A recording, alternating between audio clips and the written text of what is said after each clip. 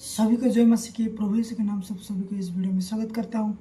और आइए प्रभु के दास बिशप अमर सिंह के माध्यम से एक वचन को सुनते हैं और आगे बढ़ते हैं। यदि आपको एक स्थायी छुटकारा चाहिए तो आपको अपने ही शैतान को अपने पैर से कुचलना पड़ेगा और उसमें मदद करेगा परमेश्वर। और परमेश्वर के पास एक हथियार है और वो है शांति। शांति का राजकुमार शांति दे जावे तो तुम्हारी जिंदगी के अंदर में शैतानों को कुचलने का अधिकार तुम्हें मिलेगा और तुम तुरंत उसको कुचल सकोगे। और शांति दुआ से नहीं मिलती ना मेरे कहने से मिलेगी। आखिरकार बात आ गई ना काम की। वे घृणित काम करते हैं, लज्जित होते ही नहीं और लज्जित होना ही नहीं चाहते। इसका मतलब है यदि हमारी चाल चलन में डिफेक्ट है, यदि हमारी चाल चलन में कुछ बुराइयां हैं तो मेरा प्रभु अप्रसन्न हो जाएगा। और जब वो अप्रसन्न रहेगा तो ऑटोमेटिकली शांति के सामने में ना बैरियर लग जाएगा, आएगी ही नहीं तो जिंदगी जीने का मजा ही नहीं रहेगा। आज कितने लोग टेंशन में रहते हैं, they doesn't have peace, that's why they are living a defeated life. वे हारा हुआ जीवन जीते हैं। कहीं बीमारी से हार गए, कहीं धन से हार गए, कहीं बाल बच्चों से हार गए, कई तो खुद से हार जाते हैं।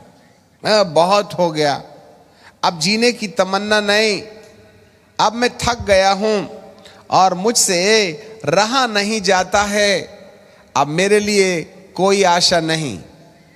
The people are living a hopeless life. Why? क्यों आज होपलेस? आज महामारी में 99% लोग आशाहीन हो गए हैं। There is no any hope in their own life. Why? ऐसा क्यों होता है? क्योंकि उनके पास शांति नहीं है। शांति क्यों नहीं है? क्योंकि उन्होंने अपने परमेश्वर को प्रसन्न करने लायक वो जीवन जीने का प्रयास नहीं किया जिसके जीवन के जीने के द्वारा परमेश्वर उनसे प्रसन्न हो जाता। दाऊद से परमेश्वर प्रसन्न था, उसके पास गहरी शांति थी। और उस शांति के मौसम में जब वह भेड़ बकरियां अपने पिता की चराता था ना, तो सिंह आता तो सिंह का बाल पकड़ के जबड़े से फाड़ देता, रीछ का मुंह फाड़ देता था, भेड़िए को पैर में पैर रख करके चीर देता था। एक भी भेड़ पिता की उसने मरने नहीं दिया। वह शेर और जंगली जंतुओं से लड़ पड़ता था, इसलिए कि वह बहुत बड़ा योद्धा था? नहीं, वो तो बच्चा था।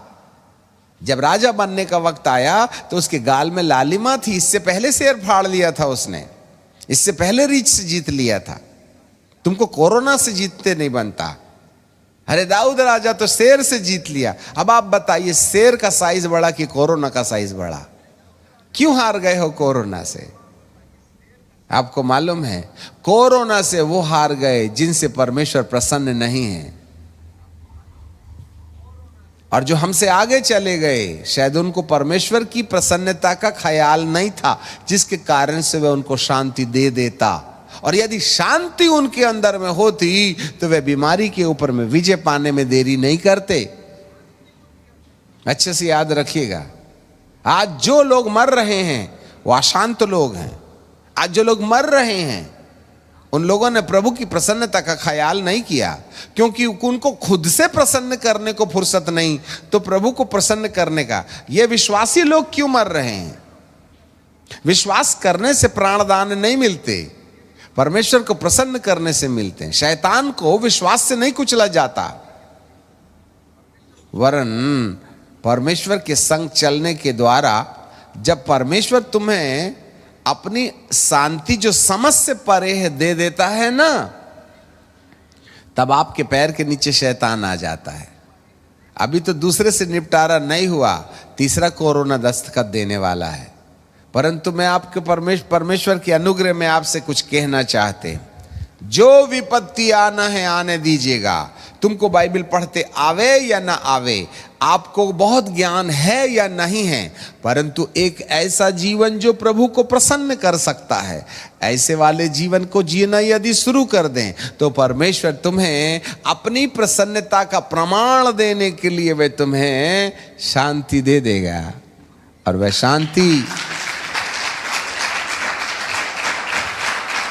वह शांति तुम्हारे पैरों के नीचे शैतान को तत्काल, शीघ्र, इमीडिएटली, राइट नाउ कुचलवाने में मदद करेगा।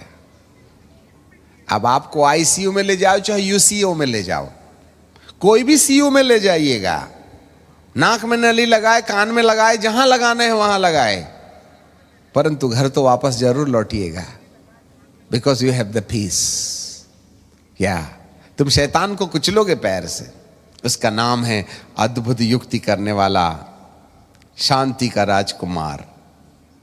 एक बार धरती पर शांति पा लिया तो मृत्यु के बाद वाली शांति इब्राहिम की गोद में लाजर के समान हमारा रिजर्वेशन कन्फर्म हो जाता है। फिर से सुनो, यदि मरने से पहले अपने आप में यदि आपने शांति हासिल कर ली तो धरती पर तो तुम विजय होना ही होना है, परंतु मरने के बाद भी इब्राहिम की गोद में लाजर के साथ रिजर्वेशन कन्फर्म हो जाता है। इसलिए भाई साहब, मरने से पहले रिजर्वेशन कन्फर्म करके जाना।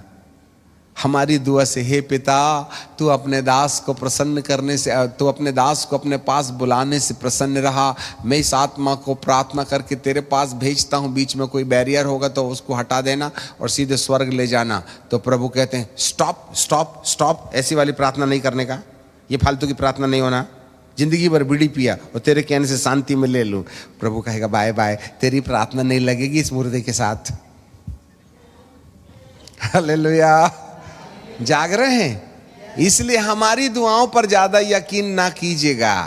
मरने से पहले अमरकाल की शांति की स्थापना एक अच्छे जीवन के द्वारा जीने के रास्ते खुद कन्फर्म कर लीजिएगा, जिससे कि आम के आम और गुठलियों के दाम। मरने के बाद भी इब्राहिम की गोद में रिजर्वेशन, और जिसका इब्राहिम की गोद में रिजर्वेशन है उसका मुर्दा जिंदा होना ही होना है, क्योंकि यीशु मसीह वाया सुखलोक ही आएगा।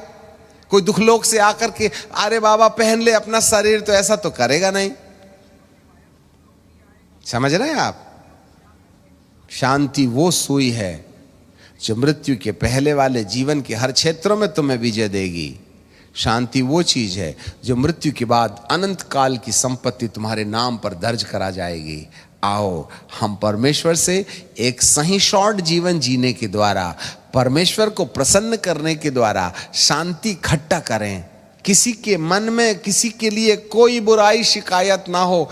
पवित्र आत्मा है ना आपकी मदद करने के लिए। कोई बात नहीं, क्षमा करते नहीं बनता है, प्रभु तुमको शक्ति देगा क्षमा करने। कोई बात नहीं, जिससे रिश्ता टूटा है उससे रिश्ता ठीक करने के लिए प्रभु मदद करेगा। धरती में ऐसा कोई पाप नहीं है जिसको प्रभु क्षमा नहीं कर सकता, परंतु तुम उससे मांगो भी तो। हालेलुया। मेरा प्रभु, जितनी आंधियां आनी हैं आने दो, दुआ से ज्यादा फायदा नहीं है, परंतु एक पवित्र जीवन, प्रभु को प्रसन्न करने वाला जीवन, अपने भाई बहनों से सही रिश्ता स्थापित करके, जिसका सामान लिए हो लौटा दो, क्षमा कर दो, झूठ बोलना, क्रोध करना, माया फरेब करना, यदि इन तमाम बातों से आपको छुटकारा मिल जाए, ऑटोमेटिकली शांति रहेगी, तो टेंशन रहेगा ही नहीं। फिर बार बार हमसे दुआ कराने के बजाय आपको बार बार ये याद आएगी कि कब मैं बिस्तर से उठूं और अपने काम धाम में लग जाऊं। जिसके पास शांति है वो दुआ नहीं कराते। जो बेचैन है ना, उन्हीं को दुआ की याद आती है। हमारे फोन में उन्हीं के नंबर आते हैं जिनके पास शांति नहीं है।